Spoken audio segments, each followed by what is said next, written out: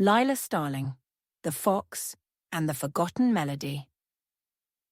The wind hummed softly through the cobblestone streets of Moonhaven, carrying with it the salty tang of the sea and the faint chiming of wind bells hung in the shop windows. From her perch atop the attic window, Lila Starling peered out at the town she loved. Her copper curls caught the glow of the setting sun, and her emerald-green eyes sparkled with curiosity as they traced the outline of the old clock tower at the edge of the square. The clock tower hadn't chimed in years. Its hands were stuck at 11:47, as if frozen in time. Most people in Moonhaven barely noticed it anymore. But to Lila, the tower was fascinating. A giant puzzle waiting to be solved. Why doesn't anyone care? She muttered to herself, sketching the tower in her leather-bound journal. Every detail mattered. The cracked bricks, the weathered iron door, and the faint outline of musical notes etched into the stone above the clock face. The attic creaked behind her, and a furry red blur leapt into her lap. "Oi, watch it!" Felix the fox exclaimed, twitching his bushy tail indignantly. "You're going to smudge that masterpiece." Lila laughed, brushing off a bit of fur from the page. "Masterpiece? It's just a doodle, Felix." Felix squinted at the drawing with exaggerated seriousness. "Nonsense. If I squint just right, it's practically a work of genius." "Practically?" Lila raised an eyebrow, but her grin gave her away. Felix grinned back, but his sharp ears twitched suddenly. He tilted his head, listening. "What is it?" Lila asked, glancing out the window. "Shh!" Felix's nose twitched as he hopped down from her lap. He padded to the open window, ears swiveling. "There's music." Lila frowned. "Music?" She listened carefully, but at first all she heard was the wind and the distant caw of seagulls. Then, faint and lilting, she caught it, a melody drifting through the air, soft as a whisper. It was strange, beautiful, and a little sad. "Do you hear it now?" Felix asked, his voice hushed. "Yes," Lila whispered. "It's coming from the clock tower." Felix's eyes lit up with mischief. "Well then, what are we waiting for? Let's go investigate." Lila hesitated. Her father would be home soon, and he wouldn't exactly be thrilled about her sneaking off to an abandoned tower. But the melody tugged at her heart, urging her forward. She clutched the star-shaped locket at her neck, as if seeking her grandmother's guidance. The locket felt warm, almost buzzing. "All right," Lila said, standing. Her voice was steady, but her heart thumped with excitement. "Let's go." Felix's tail swished with delight. "That's the spirit. Adventure awaits." Together they slipped out of the attic window and down the ivy-covered trellis. The melody seemed to grow louder with every step, wrapping around them like a spell. The clock tower loomed taller as Lila and Felix approached, its shadow stretching across Moonhaven's cobblestone square. The melody was clearer now, weaving through the air like threads of silver. It wasn't just a tune, it felt alive, like it was calling to them. "Does it sound sad to you?" Lila asked, her voice soft. Felix paused, his ears flicking as he listened. "Sad? Maybe. Or maybe it's lonely." Lila glanced at him. "Lonely?" "Think about it," Felix said, trotting ahead. "That tower's been quiet for years. Who knows how long that melody's been waiting for someone to hear it?" He turned back to her with a sly grin. "Good thing we're here, right?" Lila smiled despite herself. She reached out to push the heavy iron door, but it didn't budge. "Figures," she muttered, stepping back to inspect it.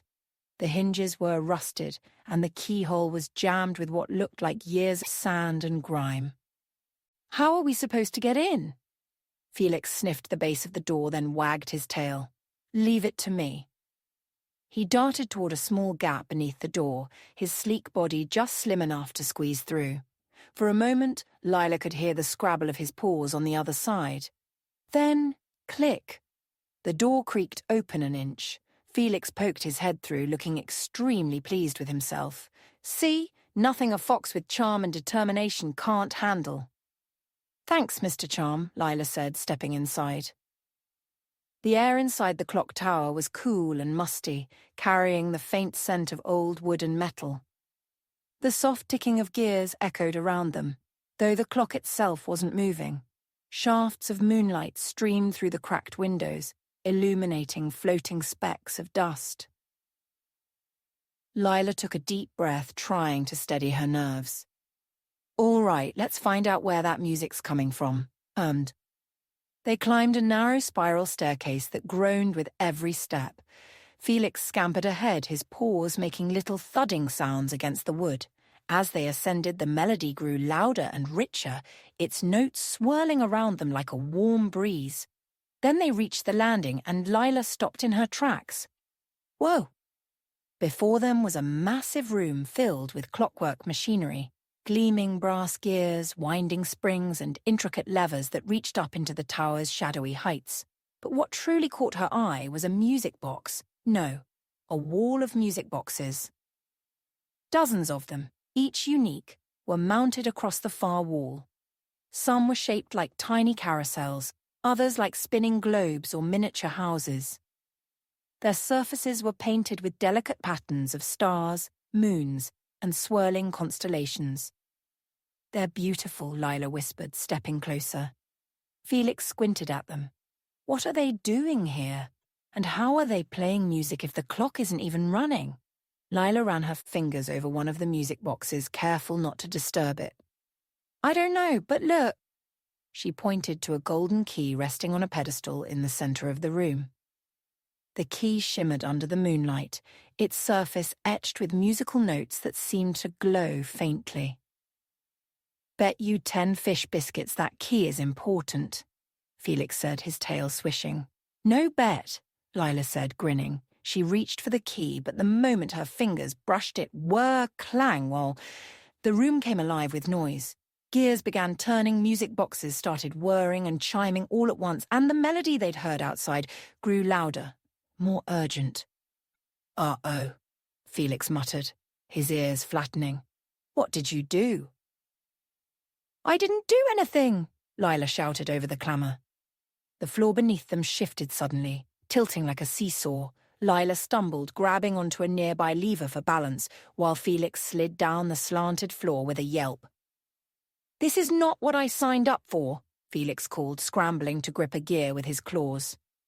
Lila's mind raced. The gears above were spinning wildly, and the floor showed no signs of steadying itself. Her locket buzzed against her chest, pulsing in time with the melody. Okay, think, Lila, she muttered to herself. She glanced at the golden key still resting on the pedestal. The key, it has to do something. Carefully, she edged her way back to the pedestal, gripping levers and gears to keep herself steady. When she reached it, she grabbed the key and jammed it into a slot near the base of the largest music box. Click. Instantly, the room stilled. The gears slowed to a stop, the floor leveled out, and the music softened into a gentle hum. Felix sat up, his fur puffed in all directions. Remind me to add trap-activated clock towers to my list of things I hate, he grumbled. Lila let out a shaky laugh. You and me both. The music box in front of her glowed faintly, and the melody began playing again, this time slower and more deliberate. It felt peaceful. Felix padded over to her, his fur still on edge. So, now what? Did we fix it? I don't think so, Lila said, her voice quiet. She pointed to a constellation etched into the surface of the glowing music box. It matched one of the sketches her mother had left behind. Her heart thudded. This was more than just a melody. It was a clue, one her mother might have left for her. Lila stared at the glowing constellation etched into the music box. It was unmistakable.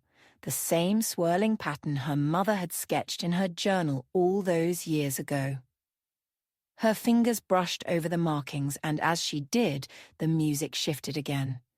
This time it wasn't just a melody. It was a voice. Soft, melodic and echoing, the voice whispered, "Find the harmony, and time will move again." Lila's breath caught in her throat. Did you hear that? Felix's fur bristled. Hear what, the creepy whispering, or the fact that the music just got even weirder? Lila didn't respond. She was already scanning the room, piecing together the clues. The gears, the music boxes, the golden key. It all had to fit together somehow. The whisper had said to find the harmony. The music! Lila exclaimed. The melody's incomplete. Felix tilted his head. Okay, I'm following. Sort of. These music boxes, Lila explained, gesturing to the wall, they're all playing at different tempos. It's like they're out of sync. If we can fix the timing, make them play together, maybe we can restore the clock and the tower. Felix blinked. So what you're saying is, we're conducting a clockwork orchestra. Exactly, Lila grinned, already moving towards the nearest music box. Come on, Felix, I'll need your help. The two got to work, adjusting dials, winding gears, and tapping levers to match the rhythm of the golden key's melody. At first it felt impossible. Some music boxes were rusted or stuck, and the mechanisms groaned in protest. But Lila didn't give up. She hummed the melody under her breath, trusting her instincts and letting the notes guide her. Felix darted around, pushing stubborn gears with his paws and occasionally muttering, "This better work, or I'm retiring from adventuring." Finally, the music began to shift. One by one, the boxes fell into sync, their melodies weaving together into a single harmonious tune. And then, boom! The entire tower shuddered as the great clock above them roared to life. The frozen hands on the clock face began to move, ticking steadily for the first time in decades. Light poured into the room, illuminating the gears, the walls, and the star-shaped windows high above. Lila's locket glowed brightly, and she clutched it as warmth flooded her chest. The melody swirled around her, no longer sad or lonely. It was triumphant, joyful. Felix wagged his tail, his eyes wide. "We did it! You actually fixed it!" Lila laughed, spinning around as the music filled the room. "We did it together!" Just as she spoke, a final note played and the glowing music box opened. Inside was a small, folded piece of parchment. Lila picked it up carefully, her heart racing. Unfolding the parchment, she found a sketch of the clock tower, drawn in her mother's delicate hand. Beneath it, her mother had written, "Follow the music, and you'll find me." Tears stung Lila's eyes, but she smiled. "She was here," she whispered. "She left this for me." Felix nudged her leg, his voice softer than usual. "And we'll find her. Together." Lila nodded, slipping the parchment into her journal. The tower was alive again, its melody ringing out across Moonhaven. And though she didn't have all the answers yet, she felt something she hadn't felt in a long time: hope. As they stepped out into the moonlit square, Felix glanced up at her. "So what's next, Captain Starling?" Lila grinned, her locket still warm against her chest. "Next, we follow the music." The end.